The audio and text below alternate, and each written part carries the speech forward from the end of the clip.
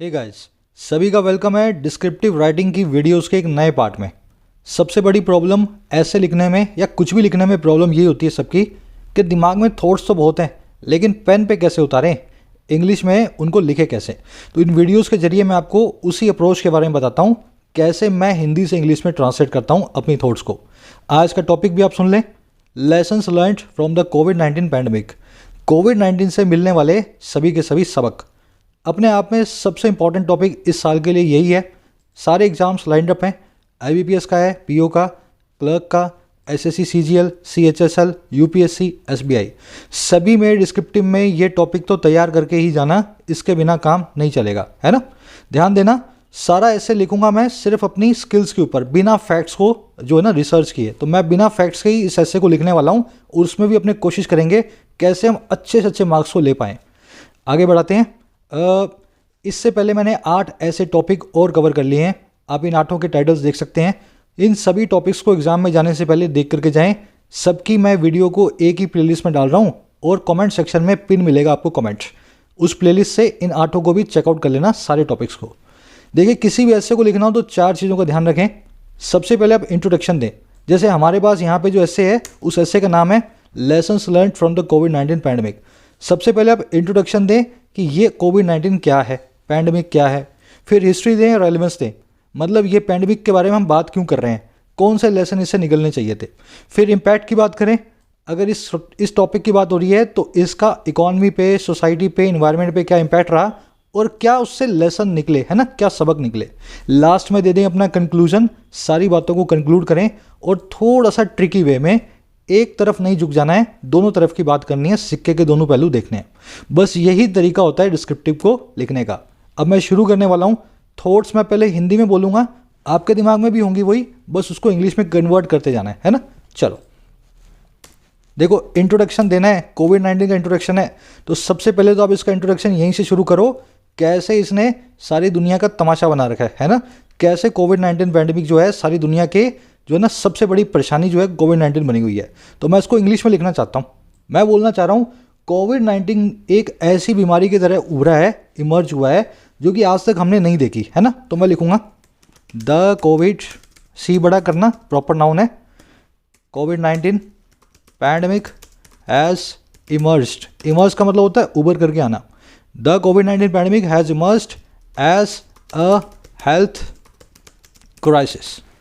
Health मतलब स्वास्थ्य, crisis मतलब तूफान। ये कोविड-19 की पैंडेमिक निकल करके आई है एक हेल्थ क्राइसिस के तौर पे, है ना, एक स्वास्थ्य का तूफान बन के आई है।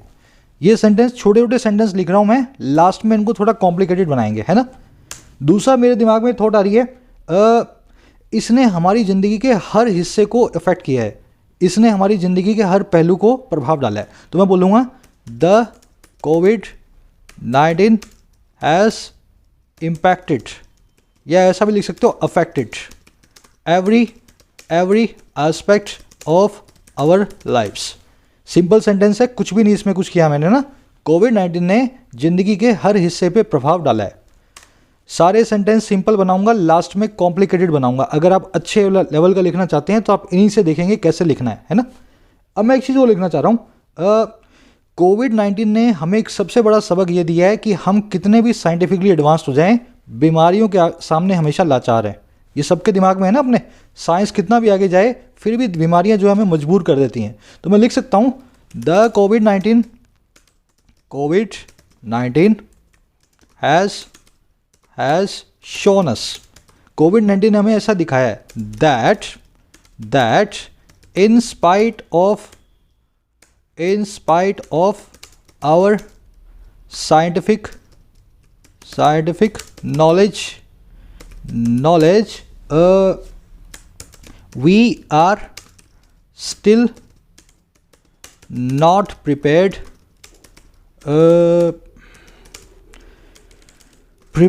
to, स्पेलिंग्स देख लेना ना, फटाफट लिख रहा हूँ मैं, टैकल सच अ पैंडमिक, ठीक है ना। प्रिपेयर्ड इन स्पाइट ऑफ में बीच में स्पेस दे दो और यहाँ वाला निकाल दो। देखो, ये सिंपल सा सेंटेंस है, तीनों के तीनों, है ना। मैंने 3 चीज़ें लिख दी जो मेरे दिमाग में आई। ये इसने एक बड़ी हेल्थ क्राइसिस है, इसने ज़िंदगी में हर हिस्से को हमारे इम्पैक्ट किया है और इसने हमें दिखाया है कि बावजूद हमारी साइंटिफिक नॉलेज के अभी भी हम तैयार नहीं हैं निपटने के लिए, टैकल करने के लिए ऐसी एक महामारी से। अब काम क्या करना है, यही तीनों चीज़ों को मैं एक ही सेंटेंस में डालूंगा, थोड़ा सा लंबा सेंटेंस बनाऊंगा। देखो तीनों का सब्जेक्ट कोविड-19 है, मतलब तीनों को क्लब किया जा सकता है। तो मैं क्या करता हूँ, तीनों स्टेटमेंट को जोड़ देता हूँ कोमा लगा के। तो पहली और दूसरी कोमा से जुड़ गई और दूसरी और तीसरी मतलब लास्ट वाली जुड़ गई एंड से। यही होता है ना, द कोविड-19 pandemic has emerged as a health crisis. अब देखो ये कोविड-19 को यहाँ से निकाल दो, दूसरी बार सब्जेक्ट को रिपीट करने की जरूरत नहीं है, ठीक है ना। Has impacted affected every aspect और लाइफ्स। अब फिर से कोविड-19 को निकाल दो, तीसरी बार भी लिखने की जरूरत नहीं है ना सब्जेक्ट को। And has shown that in spite of our scientific knowledge we are still not prepared to tackle such a pandemic. तो देखो यही तरीका होता है इंग्लिश में लिखने का। इस सेंटेंस को अगर आपने अपने डिस्क्रिप्टिव में बना दिया तो ये अपने आप से ही आपके एग्जामिनर को इंप्रेस करेगा कि ये लड़का तो यार बड़े बड़े सेंटेंस भी लिखता है। एक्चुअल में क्या है, तीनों सेंटेंस छोटे सेंटेंसेज हैं, उनको मैंने जोड़ दिया है सब्जेक्ट को कॉमन बना के। अब इस सेंटेंस को थोड़ा सा अपने डेकोरेट करेंगे अगर आपको और अच्छे एडवांस लेवल का लिखना है ना। मैं ऐसा लिख सकता हूँ, pandemic has emerged as an unprecedented. Unprecedented जानते हैं ना, अभूतपूर्व। ये लिखने की जरूरत नहीं है अगर आप बेसिक लेवल के पर्सन हो, मैं ये नहीं बोल रहा हूँ आपको लिखना है, पर अनप्रेसिडेंटेड वर्ड को यूज करोगे तो अच्छी वोकैबुलरी यूज हो रही है ना। Has an unprecedented crisis for the modern world, है ना। कोविड-19 pandemic has emerged as an unprecedented health crisis for the modern world. Has को निकाल सकते हो आप क्योंकि पीछे भी हैज रखा हुआ है। Impacted every aspect of our lifes. अब देखो यहाँ पे मैं ऐसा लिख सकता हूँ, बी इट हेल्थ केयर और फिनेंसेस। समझे क्या लिखा मैंने, हर एस्पेक्ट का नाम दे दिया मैंने। हर एस्पेक्ट कौन सा हो सकता है, चाहे बात हो हेल्थ केयर की, चाहे बात हो इकोनॉमी की या फिनेंसेस की, है ना। इकोनॉमी भी लिख सकता हूँ। तो इस तरीके से मैंने इसको थोड़ा सा और एडवांस बनाने की कोशिश की है। हर एस्पेक्ट कौन सा है, चाहे हेल्थ केयर हो, चाहे हमारे पैसे की बात हो, फाइनेंस की बात हो। अच्छा, इसमें तीसरे में क्या लिख सकता हूँ, in spite of our scientific knowledge we are still not prepared की जगह लिख सकता हूँ स्टिल इल प्रिपेयर्ड।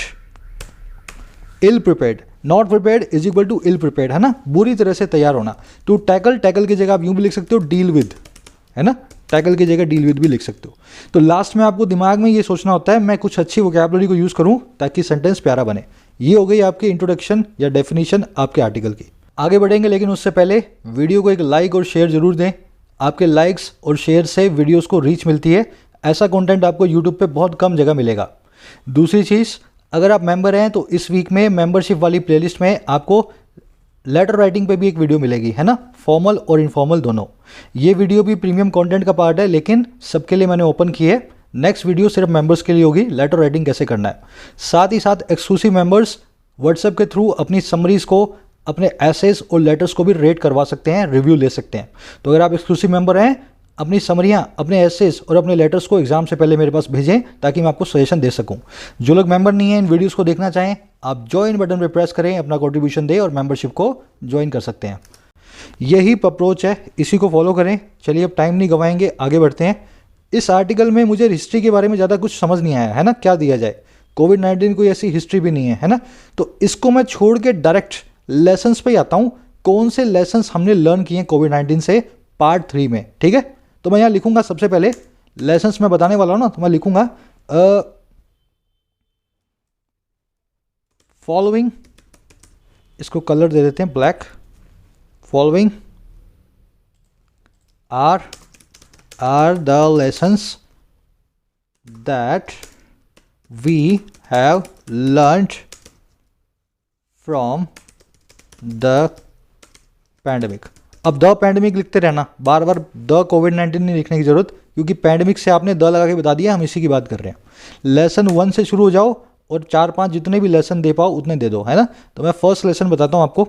देखो फर्स्ट लेसन हमारे दिमाग में ये आ रहा है कि ग्लोबलाइजेशन के कारण कोविड-19 फैला। पूरी दुनिया में इंटरकनेक्टेडनेस है, हम एक जगह से फ्लाइट लेके दूसरी जगह जाते हैं, इसी वजह से वायरस बहुत जल्दी फैलते हैं।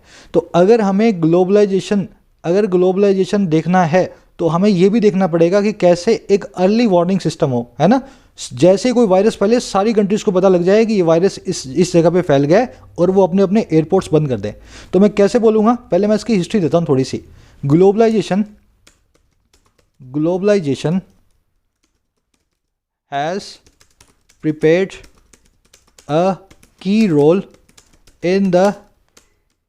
in the spread of the virus throughout the world। पहले मैंने बताया ग्लोबलाइजेशन के कारण ही वायरस फैलते हैं, है ना। सिंपल सी बात मैंने लिख दी। ग्लोबलाइजेशन हैज़ प्रिपेयर्ड नहीं played a key role in the spread of the virus throughout the world. Throughout की जगह आप एक और वर्ड को यूज़ कर सकते हैं, अक्रॉस। लिखने से ही पता लगेगा आपको, थ्रू आउट और अक्रॉस एक ही बात है। थ्रू आउट और अक्रॉस एक ही बात है। Across the world, throughout the world एक ही बात है ना। अब इसी में मैं एक छोटा सेंटेंस और बनाता हूँ, है ना। ग्लोबलाइजेशन इस चीज़ को बिल्कुल इम्पॉसिबल बना देता है कि कभी भी कोई वायरस होगा तो वो उसको हम फैलने से रोक पाएंगे, क्योंकि हम हर जगह फ्लाइट लेके जाते हैं। तो मैं इसी चीज़ को लिखूंगा, globalisation makes it nearly impossible to check the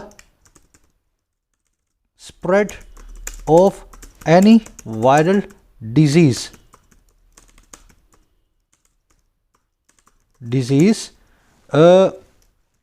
when it strikes in future।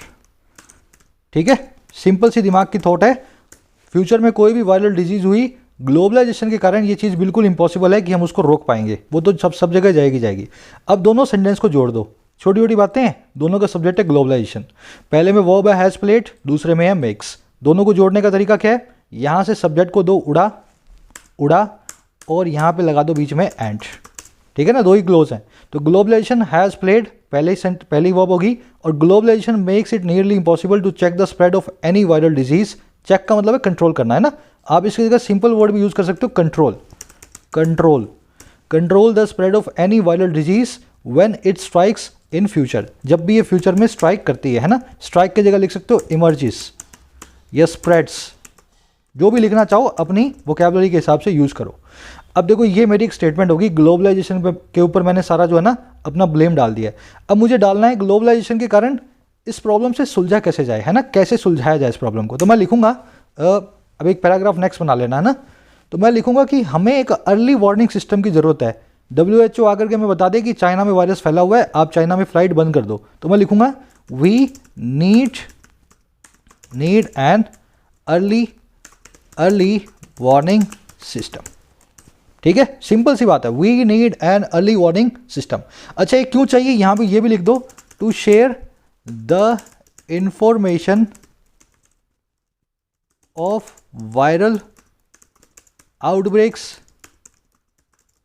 Among the countries, ताकि शेयर कर पाएं इंफॉर्मेशन को वायरल आउटब्रेक्स की कंट्रीज के बीच में, अमंग द कंट्रीज। ठीक है, अब एक लास्ट में लिख दो कि इसके लिए WHO बड़ा कामगार होगा अगर WHO को हम स्ट्रॉन्ग बनाए, है ना। तो मैं यहां भी ये लिख सकता हूं,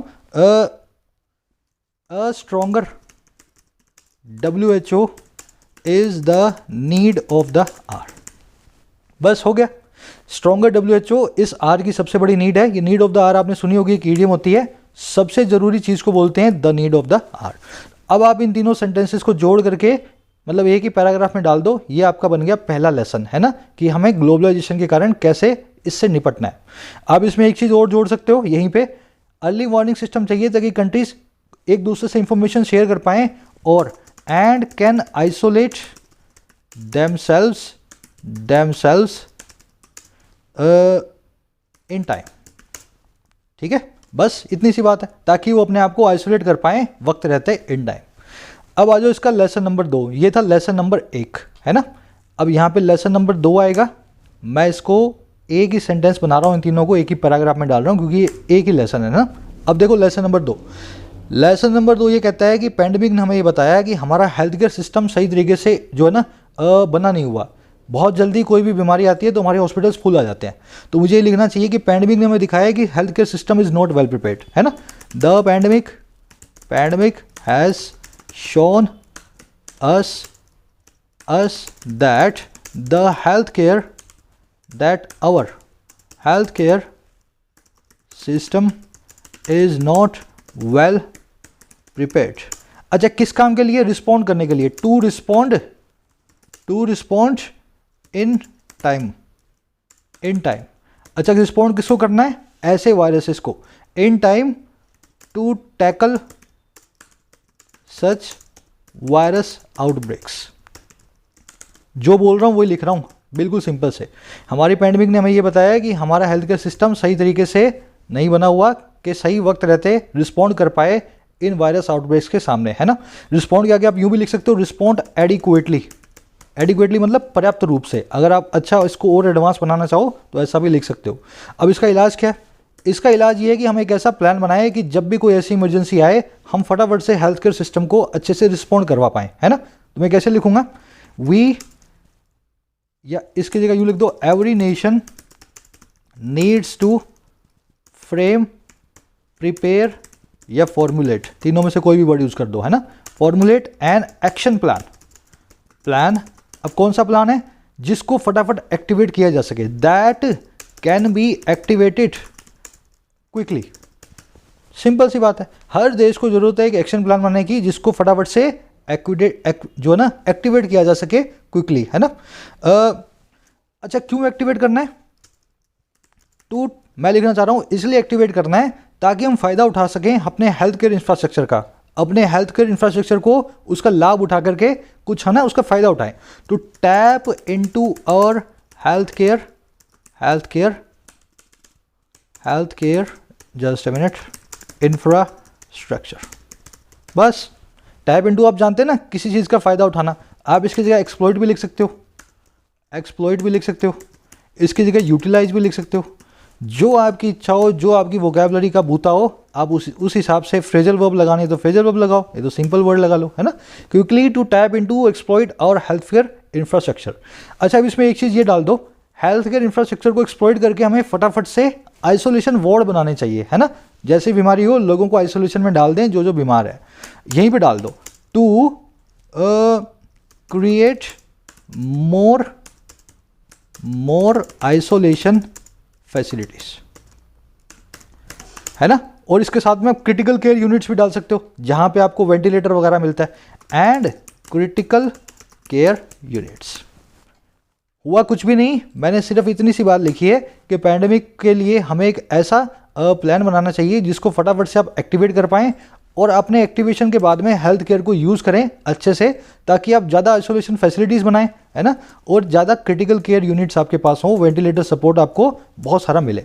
बस इतनी सी बात है। अब इसके लिए करना क्या चाहिए? मेरी राय ये है कि आप प्राइवेट सेक्टर से पार्टनरशिप करो, है ना। प्राइवेट हॉस्पिटल, प्राइवेट इवन यहाँ तक की जो हॉस्पिटलिटी इंडस्ट्री है, तो उसमें क्या होगा, जैसे बीमारी आएगी आप होटल को, हॉस्पिटल को आइसोलेशन वार्ड बना दोगे। तो मैं बोल दूंगा द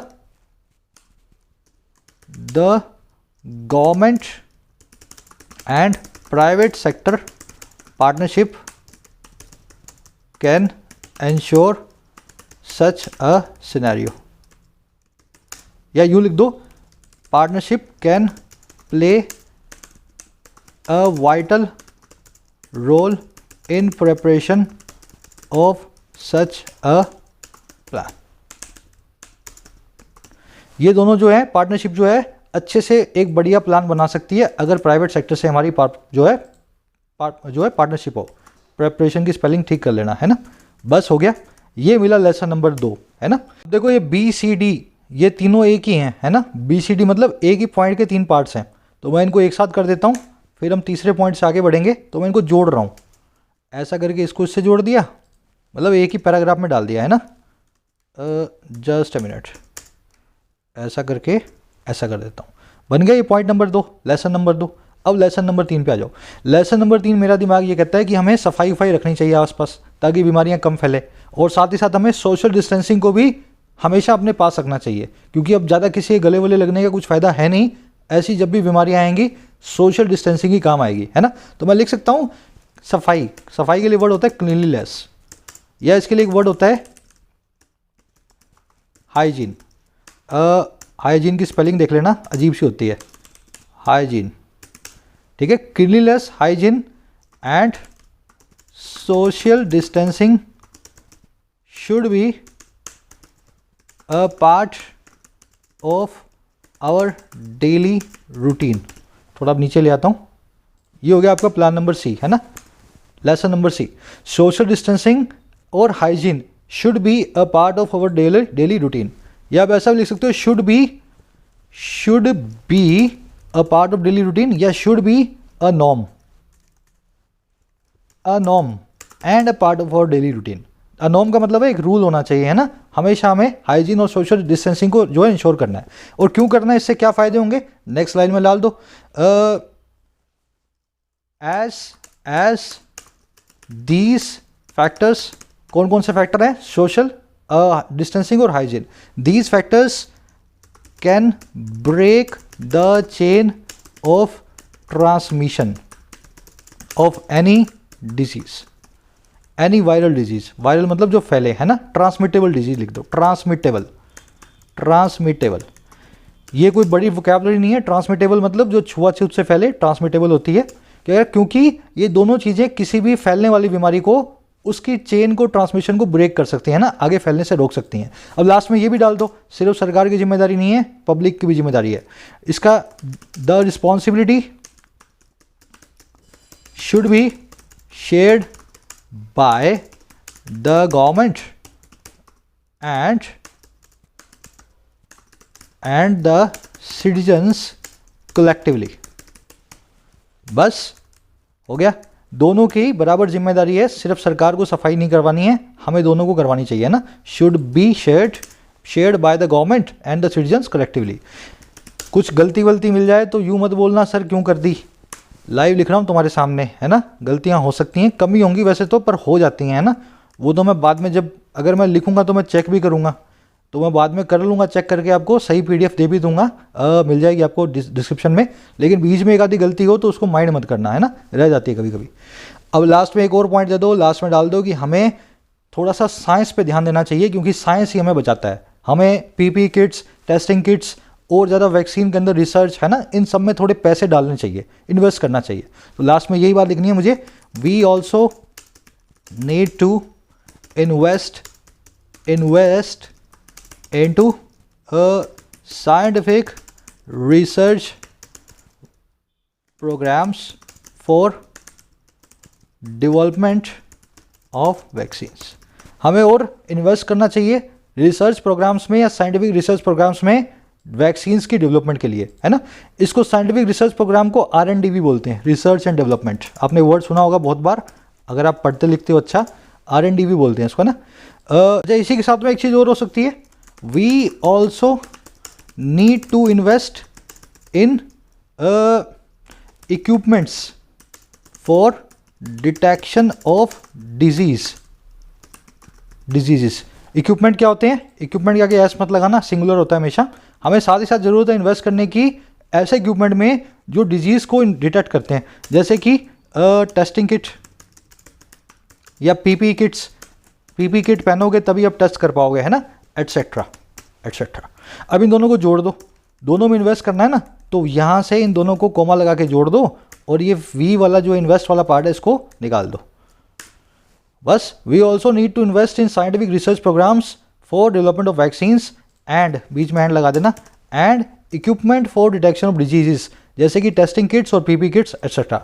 अच्छा, ऐसा क्यों करना है, एज लगा के जोड़ दो, एज लिख दो या बिकॉज लिख दो, बिकॉज या एज दे प्ले या दीज, दे लिख दो, they play a vital role in dealing with any health emergency. क्योंकि यही दोनों चीज़ें एक बहुत ही वाइटल रोल को प्ले करती हैं डील विद करने में, निपटने में किसी भी हेल्थ इमरजेंसी से। बन गया कि नहीं बन गया? देखो, ये 4 लेसन हमने बना दिए, सबक बना दिए इसके ऊपर। सोच के बना रहा हूँ आपके सामने, आप भी बना सकते हो। हिंदी से इंग्लिश में ट्रांसलेट किया मैंने। कोशिश करोगे, रोज लिखोगे तो आपका ये भी बनने लगेगा। जो लड़का लड़की पेन नहीं उठा रहा है ना, वो बिल्कुल भी एक्सपेक्ट ना करे कि मेरी वीडियो को देख करके वो लिखना सीख जाएगा। लिखने की कोशिश करनी पड़ेगी। लास्ट में अपना कंक्लूजन देंगे। कंक्लूजन में हमें डालना है थोड़ा सा फाइनेंशियल वाला, है ना।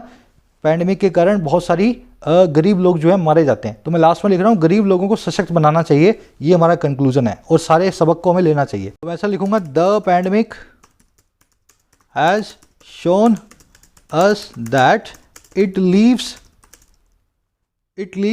its worst impact on the poor. The poor क्या है? कॉमन प्लूरल नाउन, सभी पुअर लोगों की क्लास को बताता है। पैंडेमिक ने हमें यह भी दिखाया है कि ये सबसे बुरा प्रभाव गरीब लोगों पे छोड़ता है। द पुअर सभी गरीब लोगों की क्लास पे छोड़ता है। साथ ही साथ मैं ये भी लिख सकता हूँ इकोनॉमीज को भी डिस्ट्रॉय कर देता है ना। And it leaves the worst impact on the poor and has the potential to destroy world economy. ठीक है, पूरी दुनिया की अर्थव्यवस्था को डिस्ट्रॉय कर सकता है। अब मैं लिख देता हूँ, ये गरीब लोग इकोनॉमी को चलाते हैं। अगर हम इन गरीब लोगों को अच्छे से संभालें और पटरी पे लाएं तो यही लोग जो है किसी भी पैंडेमिक के बाद में अर्थव्यवस्थाओं को भी पटरी पे ले आएंगे। तो ये एक सबक भी हो गया और साथ में कंक्लूजन भी हो गया हमारा, है ना। तो मैं लिख सकता हूँ the government needs to establish a mechanism to take care of the poor. Mechanism का मतलब होता है सिस्टम। अगर ये वर्ड भारी लग रहा है तो इसकी जगह सिस्टम लिख दो, है ना। The government needs to establish a system या mechanism to take care of the poor. अच्छा, क्यों? कौन है ये पुअर? जो सारी अर्थव्यवस्था को चलाते हैं, है ना। तो मैं लिख सकता हूं who run the entire economy. बस who run the entire economy. अच्छा, ऐसे इनको क्यों करना है एस्टेब्लिश मैकेनिज्म को? As they have the potential, क्योंकि उनके पास पोटेंशियल है, ताकत है। और किस चीज की? To put the economy back on track. ये सेंटेंस देख लो, बढ़िया सेंटेंस है। यहां से अगर कंक्लूड करोगे ना 100 में से 105 नंबर आएंगे। मजाक कर रहा हूँ, अच्छे नंबर आएंगे। ऐसे ही कंक्लूड करना होता है ना, कुछ अच्छा सा बोलो गरीब लोगों के लिए, ताकि एग्जामिनर भी आपका अच्छे से थोड़ा इमोशनल हो जाए। The government needs to establish a mechanism या system to take care of the poor who run the entire economy as they have the potential to put the economy back on the track. समझ गए ना। तो इनको establish करना है, इनको अच्छे से टेक केयर करना है, जो कि पूरी इकोनॉमी को रन करते हैं। और क्योंकि इनके पास पोटेंशियल भी है सबको ट्रैक पे लाने की। यहाँ रन की जगह लिख सकता हूँ run the wheels of the entire economy, है ना। ऑफ द इकोनॉमी लिख दो, तो ये रन द व्हील से और प्यारा लगेगा, जो इकोनॉमी के चक्कों को चलाते हैं गरीब लोग। बस हो गया आपका ये ऐसे, है ना। इस ऐसे का पीडीएफ आपको मिल जाएगा डिस्क्रिप्शन के अंदर और कमेंट्स में मिल जाएगा। बाकी के 8 टॉपिक को भी आप देख लें कमेंट सेक्शन में जाकर के ही। इस वीक में मेंबर्स के लिए एक वीडियो आने वाली है लेटर राइटिंग की। साथ ही साथ अगर आप मेंबर हैं, एक्सक्लूसिव मेंबर हैं, है ना, तो व्हाट्सएप के थ्रू आप अपने एसेस को, लेटर्स को मुझसे रिव्यू करवा सकते हैं, क्योंकि एक्सक्लूसिव मेंबर्स को मैं व्हाट्सएप गाइडेंस देता हूं। तो मेंबर्स जरूर करवाएं, फ़ायदा लें इस सर्विस का। और साथ ही साथ अगर आप मेंबर बनना चाहें तो आप ज्वाइन बटन पर प्रेस करके मेंबर बन सकते हैं। मुलाकात लूँगा ऐसी किसी वीडियो में, तब तक के लिए साइनिंग आउट।